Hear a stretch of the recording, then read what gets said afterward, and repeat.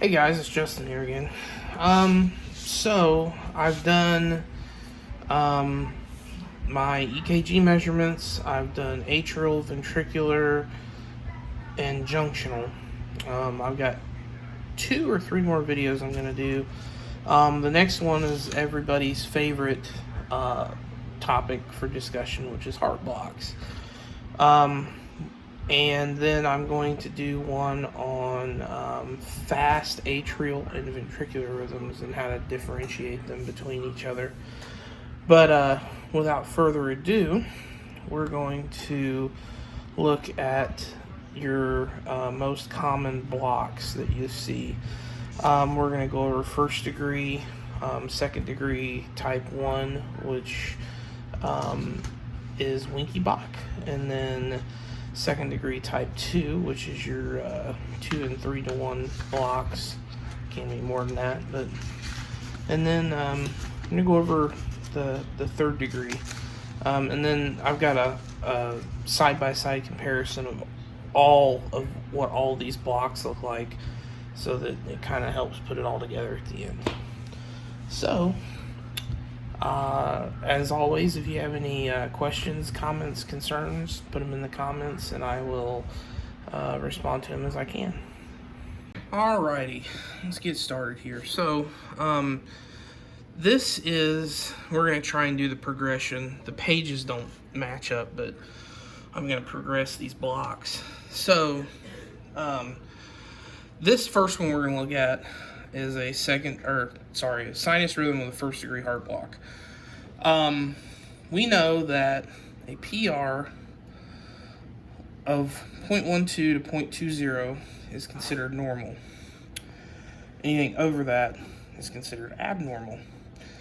Anything greater than 0.20 or one big block is considered a first degree heart block.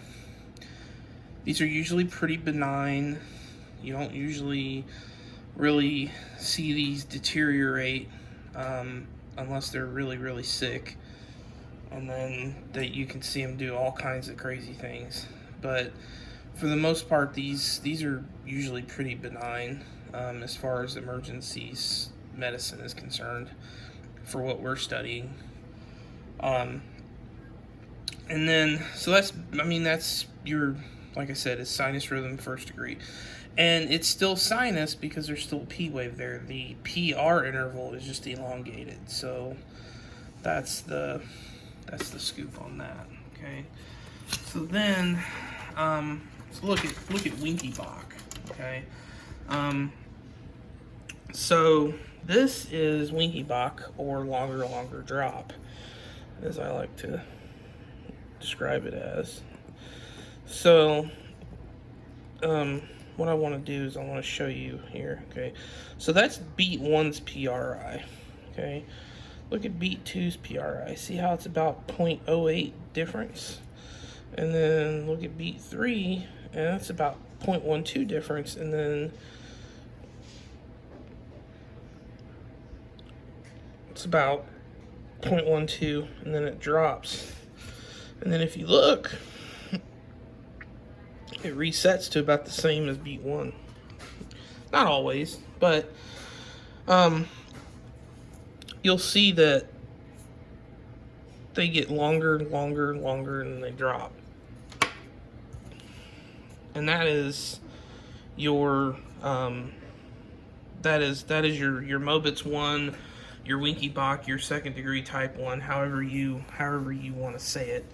But one of the things that I caution people on when they look at these, sometimes when you're looking at heart blocks, you have to make sure that you have a long enough strip to be able to see everything, to be able to capture the entire episode. Because a lot of times, even though the standard strip recording is 6 seconds, and that's what everybody goes by, a lot of times, even if it is just 6 seconds, you don't really have a good grasp of the overall rhythm strip. And if you look there, you can kind of see that overall rhythm strip there, and you can see what I'm talking about.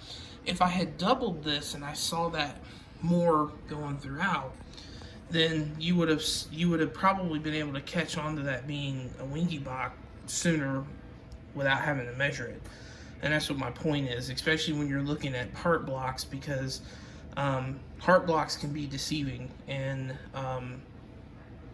even doing telemetry, when I first started out, I had a really, really hard time discerning the different blocks between them, because it took me a while to realize that I had to look at more than just 6 seconds a strip.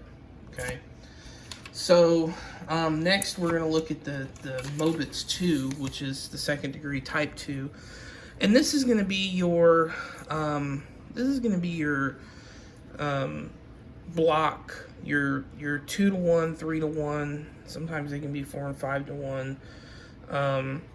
But the biggest difference between this and, we'll say, like earlier in my ventricular talk, we talked about primary ventricular standstill and stuff like that. And people have often asked me, hey, isn't this, primary ventricular standstill or, secondary? And the answer is no. And the reason it's not is because you can see that this marches out and it's regular. Usually when you have a run of primary ventricular standstill, it's not regular. These PR interval, or these P waves, you can go like this, okay? And you can march these bad boys out, okay? And they march out they march out very well. And I'm going to go all the way across, and you'll see that these march out. They're very regular. There is no difference in them. There's the only thing that you see is there's 2 for every QRS. So there's 2 P waves, and as you can see, like I said, they're all regular. So this is actually a P wave. It's in the T wave, and this is why this is gonna be a 3 to 1. So basically, you have 1, 2, 3 beat, 1, 2, 3 beat, 1, 2, 3 beat. Okay, and you can have 4, 5, 6 to 1 as long as it's regular and there's complexes, and it's that often. Just kind of like your bigeminy and trigeminy PVCs and PACs. This is similar to that. As long as there is a consistent number of P waves to QRSs, then, and it's regular, then it's probably a type 2 Mobitz 2 rhythm. Okay, so the next one that we will look at is going to be third degree. Okay, and this is another one like your longer drop, your Mobitz 1, like we discussed down here, that you want to get more than a 6-second strip. Okay, if you can look at the 6 seconds that I have here, if you notice anything about this strip, you will notice that it looks like, if you can imagine that P wave just floating through those QRSs, and that's exactly what that is. This is third degree heart block, or also known as complete AV disassociation. And what that means is that the atrium and ventricle were married and they got a divorce, and now none of them talk to each other. They have no clue what each other's talking about. They have no clue what each other's doing. So you see P wave here, that's a T wave, P wave, P wave. So this is where it's important to look at your ST morphology. So these two right here in between here, okay? You come over here and you look at this and you're going, what in the world is that hump? That hump is actually another P wave that's buried inside that ST segment. So that is actually another P wave. You look there and you see that again, it's another P wave, and then it goes back normal again. Okay? So there's another P wave at the end of the T wave. So like I said, if you look at these, you can see them go through. These rhythms are typically bradycardic. They're usually very bradycardic because of the junction that they occur in. And typically your heart rate with these is going to be like I've seen anywhere between 20 to 40. Most commonly, you're going to see it in the 30s. And this, because it's, because it is the R to R's are considered regular at some point. I just tightened these up and they're still screwing me over. Look at that. Hang on a second. Okay. So you can see that these are somewhat regular. Okay. This is often confused for a bradycardic sinus bradyrhythm. Okay. Now, I'm going to show another strip of third degree just because I want everybody to be able to see a different strip with a slower rate. So this is actually another third degree heart block with a little bit of a mix thrown into it, that there is actually a wide QRS in this. And this is a very wide QRS. This is probably somebody who has been in this for a while. It might be, I don't know this patient's history, but it might be most of the patients that I've seen that have had QRSs really wide like this are either hospice patients that are getting ready to pass, or there's somebody that's had a pacemaker, and this is what we refer to as their underlying rhythm. So if you look, this QRS here, my hand's cramping up, sorry. If you look, this QRS here is about a 0.26. I'd say, no, sorry, 0.10. My bad. So it's 0.10 on this side, so it's going to be 0.30 about. So you could probably say that's a 0.32 QRS. So it's really wide. And we'll look here between these, and you can see that they're somewhat regular. And when I say somewhat regular, like you might notice that there's like 1 or 2 boxes difference. Regularity can be determined by either 0.04 or 0.08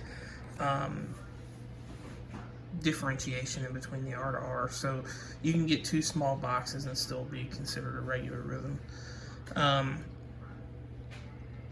So you can see that the morphology is what's going on is the same, but what I wanted to show you and hit on was that you got to be careful, because sometimes at the end here you can see this P wave is buried in that T wave,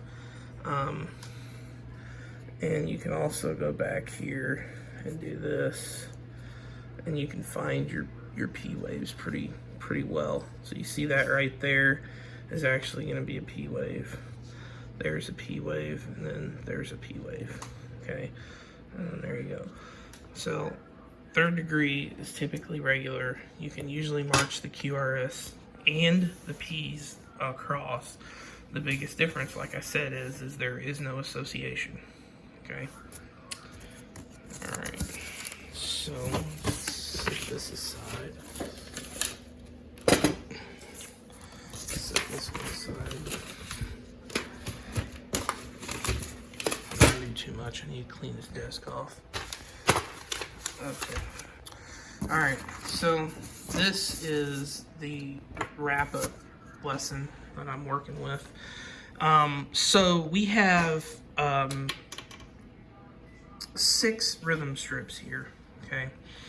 And these go from basically first degree all the way to third degree.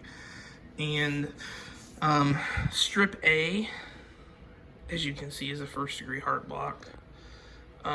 Strip B is going to be your second degree type 1 Mobitz 1, where you see the longer drop. Okay. This is going to be, C is going to be a second degree 2 to 1. Okay. D is going to be a 3 to 1 second degree. And E is going to be a 4 to 1. So remember earlier I said you can have 2, 3, 4, 5, 1. Those are your 3 variations of your Mobitz 2. Okay. And then finally you end it with a 3rd degree. Okay. And then that's like I said, you can have different variations of these. I have seen as high as 6 to 1 in really sick patients on the Mobitz 2. But that's your quintessential. That's your progression of what heart blocks look like. Okay. As always, if you guys have any questions, comments, concerns, leave them down below. And I will try and answer them if you have any questions. I will try and do another video in the next day or so. Y'all take care.